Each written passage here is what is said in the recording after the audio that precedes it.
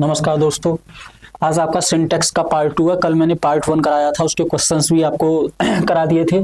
आज आपका सिंटेक्स का वीडियो में पार्ट 2 चालू होने वाला है। ठीक है, देखते हैं अच्छे से। देखें भाई, सबसे पहली बात, एक रूल कहता है कि जब कोई, पहले से पढ़ लेते हैं कि जब दो सब्जेक्ट या दो नाउन, जब दो सब्जेक्ट या दो नाउन विद से, एलोंग विद से, टूगेदर विद से, एज वेल एज से, बिसाइड्स से, इन एडिशन से, और बट से, और लाइक से, और एंड नोट से, और मोर देन से जुड़े हुए हों, तो आने वाली वर्ब हमेशा पहले के अनुसार लगती है। वर्ब किसके अनुसार लगती है? पहले के अनुसार। ठीक, किसके अनुसार लगती है? पहले के अनुसार। ये जो मैंने सभी शब्द बोले हैं, ये सब क्या है? प्रीपोजिशन है। सभी शब्द क्या हैं? प्रीपोजिशंस हैं। सभी क्या हैं? प्रीपोजिशंस। अब मेरे को एक चीज बताना, मैंने लिखा यहाँ पे, मान के चलो Ram with his friends, Ram with his friends.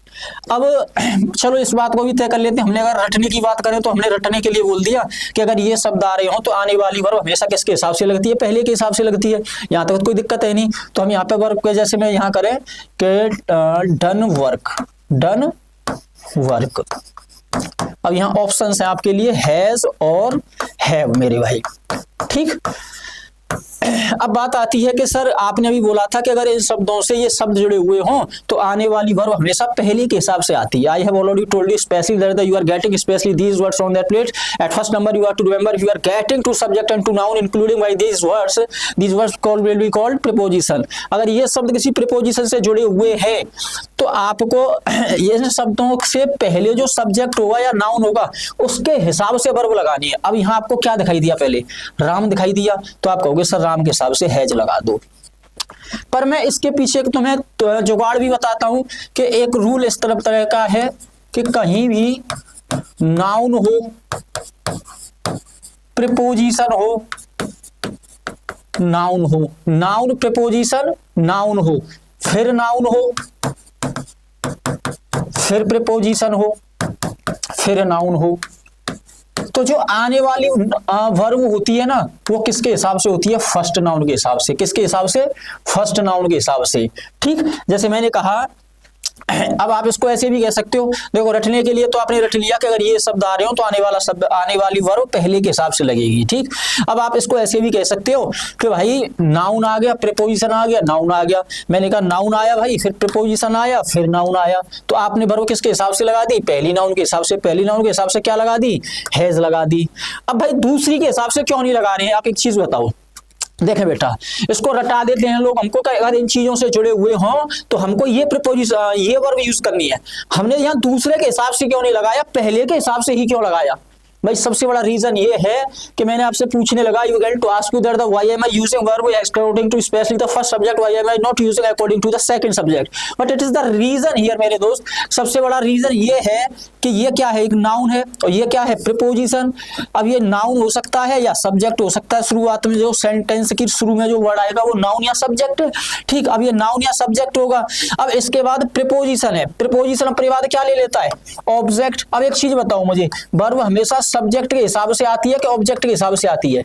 मैं आपसे बोलूं प्रीपोजिशन के बाद क्या आता है? मैं बोलूं कि आपसे बोला मैंने आई एम डैश फॉर, मैं उसके लिए बना हूं। यहां मैंने लिखा सी, कोई कह रहा है कि मैं उस लड़की के लिए हूं। फिर मैंने लिखा आई एम फॉर सी या फॉर हर, तो आप कहोगे सर ऑब्जेक्टिव केस आएगा, आप कहेंगे फॉर हर। मैंने बोला भाई बहुत अच्छी बात है, आई एम फॉर हर बोल देंगे। तो मैंने यहाँ पे क्या कहा कि प्रीपोजिशन के बाद हमेशा कौन सा केस आता है मेरे दोस्त? ऑब्जेक्टिव केस आता है। ठीक, तो यहाँ पे हम इसको क्या मान के चल रहे हैं? ऑब्जेक्ट। और ये क्या मान के चल रहे हैं? सब्जेक्ट। तो इसीलिए वर्ब पहले के अनुसार इस वजह से आती है क्योंकि पहला भाग हमारा सब्जेक्ट का होता है और वर्ब हमेशा सब्जेक्ट के अनुसार आती है, न कि ऑब्जेक्ट के अनुसार। और रटने की अगर बात करो तो लोग रटा देते हैं कि अगर नाउन प्रीपोजिशन नाउन दे रखा हो तो वर्ब पहले के हिसाब से, या फिर ऐसे करके रटा देंगे जैसे ये रूल लिखा हुआ है। ठीक है, पर आप आपको तरीका ये याद रखना है कि जब दो नाउन और नाउन के बाद प्रीपोजिशन हो और फिर नाउन हो। अब एक बात बताओ, आप प्रीपोजिशन से पहले जो आ रहा है वो सब्जेक्ट, और प्रीपोजिशन अपने बाद में क्या लेता है? ऑब्जेक्ट लेता है मेरे दोस्त। और जब ऑब्जेक्ट आएगा प्रीपोजिशन के बाद तो वर्ब, आप एक चीज बताओ, ऑब्जेक्ट के हिसाब से लगाओगे कि सब्जेक्ट के हिसाब से? तो मेरे भाई आप वर्ब लगाओगे सब्जेक्ट के हिसाब से। बात क्लियर? अब देखते हैं क्वेश्चन। वही बात कह दी इसने, अगर पहला सब्जेक्ट सिंगुलर है तो वर्ब भी सिंगुलर ही आएगी, अगर पहला सब्जेक्ट प्लूरल है तो वर्ब भी प्लूरल ही आएगी, वही बात है। ठीक, अब मैंने कहा क्वेश्चन देखते हैं कि the prime minister along with other minister, prime minister along with, prime minister प्रधानमंत्री और मंत्रियों के साथ, ठीक, has left for America, America के लिए चले गए हैं। कौन गए हैं? प्राइम मिनिस्टर गया है, किसके साथ? मंत्रियों के साथ, दूसरे मंत्रियों के साथ। अब यहाँ वर्ब देखोगे, सब्जेक्ट देखोगे तो सब्जेक्ट आपका क्या है? यहाँ पे प्राइम मिनिस्टर है मेरे दोस्त, और प्राइम मिनिस्टर के हिसाब से क्या आना चाहिए था? हैज। तो ये मेरा यहाँ पे बिल्कुल एकदम सही है। तो यहाँ मैंने क्या लिखा है कि यहाँ पहला सब्जेक्ट आपका प्राइम मिनिस्टर है तो इसके अनुसार हैज आया है। बात क्लियर?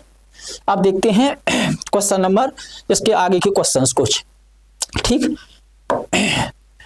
मैंने लिखा the members of the victorious football team as well as the captain were congratulated, मतलब जो टीम फुटबॉल की जिसकी जीत हुई थी उस टीम के सदस्यों को कॉन्ग्रेचुलेट किया गया। किसके द्वारा किया गया?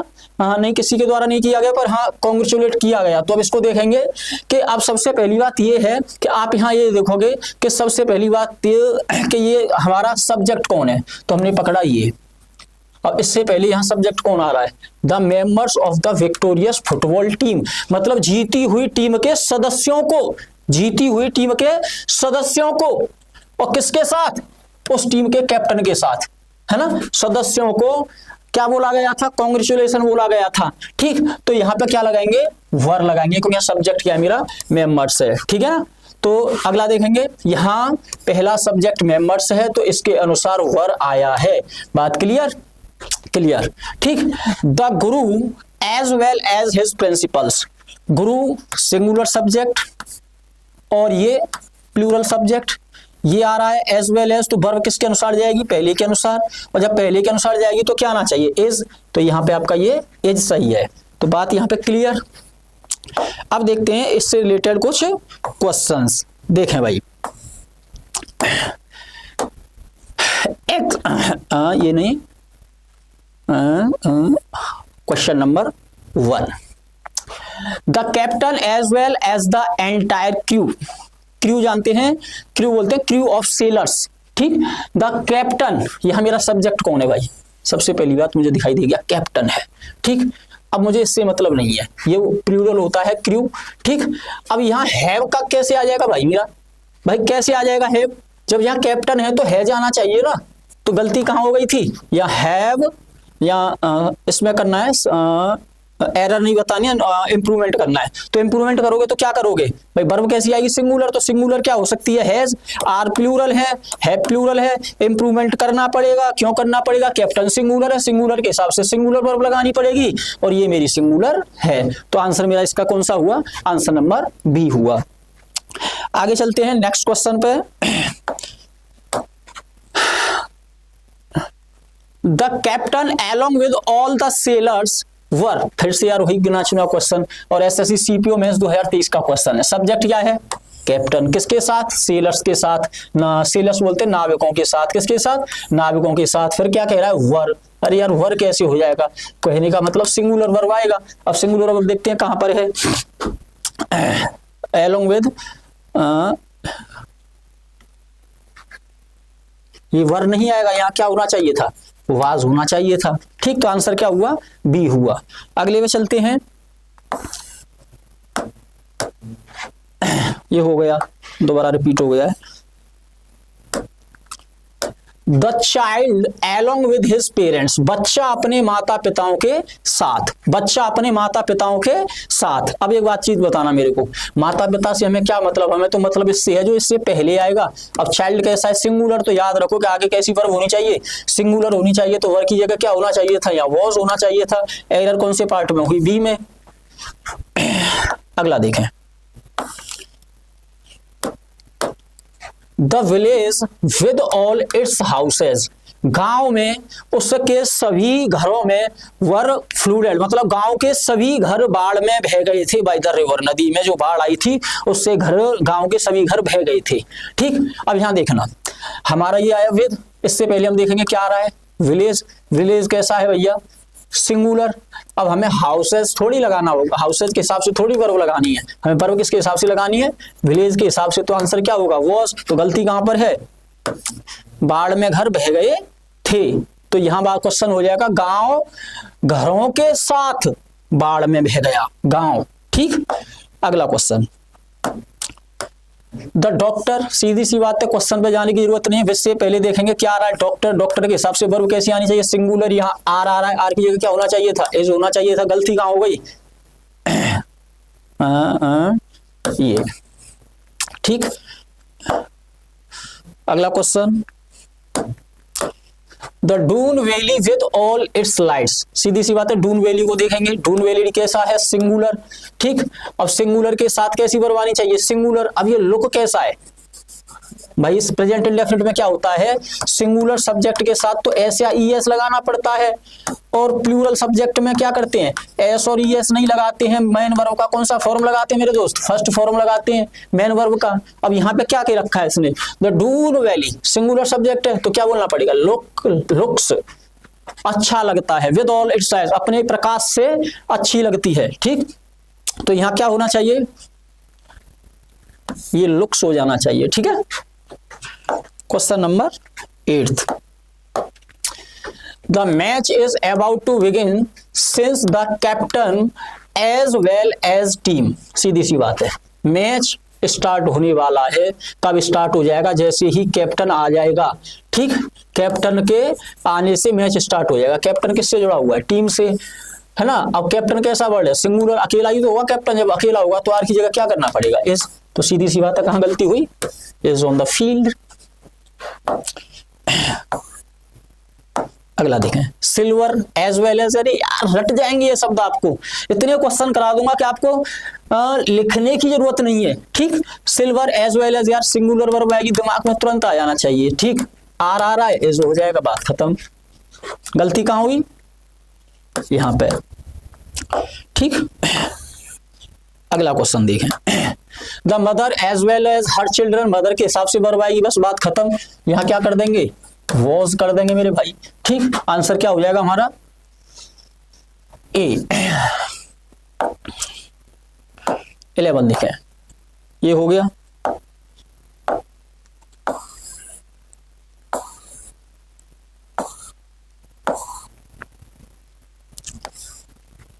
सेवेंटीन देखें, the father with his children. Father है, सिंगुलर वर्ब आना चाहिए, वर की जगह क्या हो जाएगा, वाज हो जाएगा।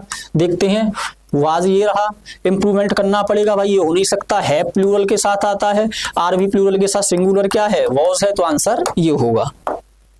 ठीक, the director wanted Aziz to play the role of the doctor as well as also that of the apprentice. ठीक, डायरेक्टर किसका रोल देखना चाहता था, अजीज का देखना चाहता था। टू प्ले द रोल, खेलते हुए रोल को देखना चाहता था, of the doctor as well as that of the apprentice. तो यहाँ पे जो वर्ब जो जाएगी, एज वेल एज से पहले क्या आ रहा है, या आल्सो नहीं होगा, एज वेल एज होगा। ठीक है, एज वेल के साथ as well as, as well के साथ एज आता है ना, कि एज वेल आल्सो। ये तो मिस स्पेल्ट हो गया, मिस प्रिंट हो गया इसमें, तो आल्सो नहीं होगा, क्या होगा, एज वेल एज होगा। ठीक, तो एज वेल एज से पहले क्या आ रहा है, डॉक्टर। डॉक्टर के हिसाब से वर्ब कैसी आनी चाहिए, वर्ब कैसी आनी चाहिए, हाँ इसमें गलती पूछा है, as well as that of the principal. तो एज के साथ, एज वेल के साथ हमेशा क्या आता है, एज आता है। तो एरर यहां थी, एरर यहां थी।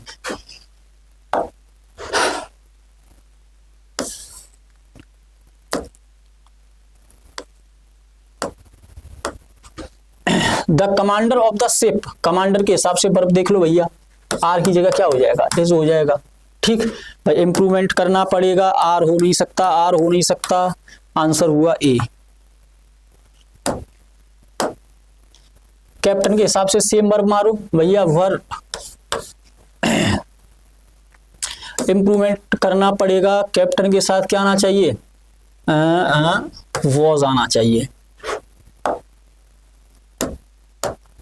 The student with his parents, student अकेला है भाई, है ना। अब अकेले के हिसाब से अगर यहाँ स्टूडेंट्स होता तो वर्ब ठीक था।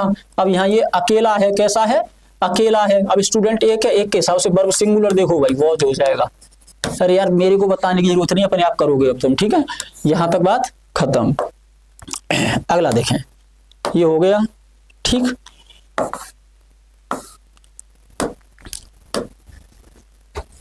इधर देखें, इस वाली स्लाइड को मैं करा दे रहा हूं, फिर उसके बाद आपको फोटो खींच लेना है और वो अपने आप घर पे होमवर्क पे लगानी है, ठीक है। स्क्रीनशॉट ले लेना है। The house with it contents, घर अपने जो सामान था घर में उसके साथ घर क्या हुआ, इंजर्ड हो गया, ठीक है। तो हाउस के साथ वर की जगह क्या हो जाएगा, वॉज। रवि है, रवि के हिसाब से वर्ब देख लो, तो क्या करना पड़ेगा, likes. Captain as well as his team is the cow as well as the calf, cow के हिसाब से verb singular is. The father as well as the sons, father के हिसाब से was. The principal along with, principal के हिसाब से देख लो भैया, हैज हो जाएगा। सन के हिसाब से देखो क्या होना चाहिए, इज होना चाहिए। यार यही क्वेश्चन है रटा हुआ, यही आता है, सीधा सीधा पूछेगा तुम्हें, वो वर्ब प्लूरल लगा के देगा, सिंगुलर करनी है, सिंगुलर लगा के देगा, प्लूरल करनी है। बॉस के हिसाब से वर्ब देखो क्या होनी चाहिए, इज। हिना के हिसाब से, Hina as well as her friends is watching, Hina के हिसाब से इज आ रही है, इसका मतलब है ये नो एरर, इसमें कोई गलती नहीं है, ठीक। पर एक चीज याद रखना, भी हमने क्वेश्चन देखा था कि कहीं पर ये ऐसे भी दे रहा था आपको, एज वेल ऑल्सो। तो एज वेल ऑल्सो दुनिया का कोई भी वर्ड नहीं होता है, हमेशा अगर होता है तो वो होता है एज वेल एज। तो एज वेल के साथ एज आता है भैया, ठीक है। क्लियर यहां तक, क्लियर। ये स्लाइड अब आप देख लें,